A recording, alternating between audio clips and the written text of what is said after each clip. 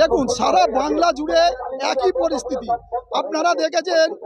আপনার আরজিকর থেকে শুরু করে মালদার মোতাবাড়ি থেকে শুরু করে গত পরশুদিন আমাদের উলুবেড়িয়ায় একজন কর্মরত মহিলা জুনিয়র ডাক্তার, তাকে তৃণমূলের সংখ্যালঘু মোর্চার নেতা সহ তার দলবল নিয়ে তাকে মারধর করেছে।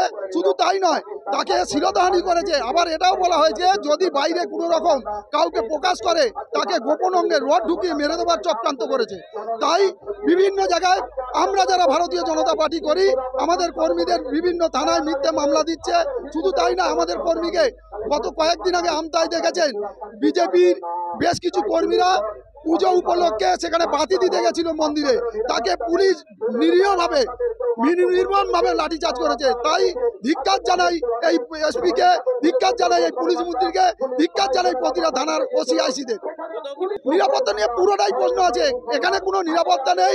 আপনারা শুনেছেন মাননীয় মুখ্যমন্ত্রী নিজে বলছে মহিলারা রাত্রি 8টার পরে বেরোবে না। আপনারা বলুন, ওই মহিলার যদি অসুস্থ হয়, ওই মহিলার মায়ের যদি অসুস্থ হয়, সে যদি মেডিসিন কিনতে যায় কোথায় যাবে? নিরজ্জ একটা মুখ্যমন্ত্রী, অপদার্থ মুখ্যমন্ত্রী, লজ্জা নেই। একজন মহিলা হয়ে মহিলাদের সুরক্ষা দিতে পারে না, এদের ধিক্কার জানাই আমি।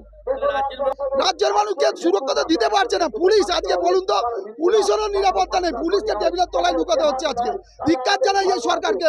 এই সরকারের 26-এ একদম অনিবার্য এদের বিসর্জন হবে। রমেশ সাধুকা, হাওড়া গ্রামীণ জেলা বিজেপির সাধারণ সম্পাদক।